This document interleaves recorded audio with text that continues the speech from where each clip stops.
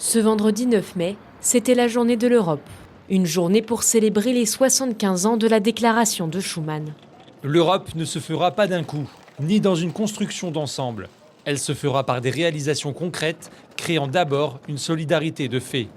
Ce texte, considéré comme fondateur de la construction européenne, a posé la première pierre de la communauté européenne du charbon et de l'acier, devenue par la suite l'Union européenne telle qu'elle existe aujourd'hui. Initiée par les ravages de la Seconde Guerre mondiale, cette coopération économique avait aussi pour objectif de garantir la paix. La ville de Bar-le-Duc a vraiment souhaité se tourner vers ce symbole de paix, cette déclaration, dire les commémorations sans les oublier et apporter tout notre soutien à tous ceux qui ont laissé leur vie pour qu'aujourd'hui nous puissions être debout, ça c'est important. Mais c'est aussi se tourner vers l'avenir, vers la paix et faire en sorte que Bar-le-Duc devienne aussi le symbole de cette paix.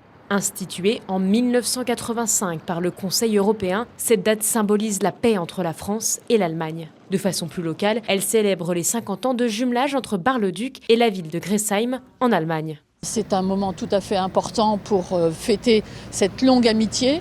Et ce que ça représente pour nous, c'est se dire que au-delà, le symbole était fort hier, c'était le 8 mai, c'était la fin de la guerre.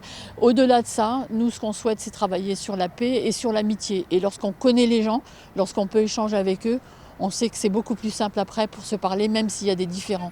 Cet anniversaire était aussi l'occasion pour les deux communes de s'offrir un cadeau. Les villes se font des cadeaux. Donc les villes ont des statues, des monuments qui sont ici ou là.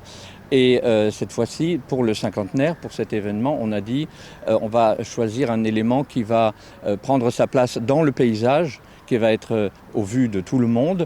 Et donc c'était cette idée de l'arbre, un peu comme l'arbre de la liberté. C'est le pendant de l'arbre de la liberté, c'est le pendant de l'amitié, c'est l'arbre de l'amitié. C'est un érable de Montpellier. Et pour la petite histoire, ce qui est drôle, c'est qu'en allemand, l'érable de Montpellier s'appelle l'érable français. En plus de cette célébration de l'amitié franco-allemande, le maire de la ville hongroise de Jónc était également présent. La commune n'est pas jumelée avec Bar-le-Duc, mais entretient un fort partenariat.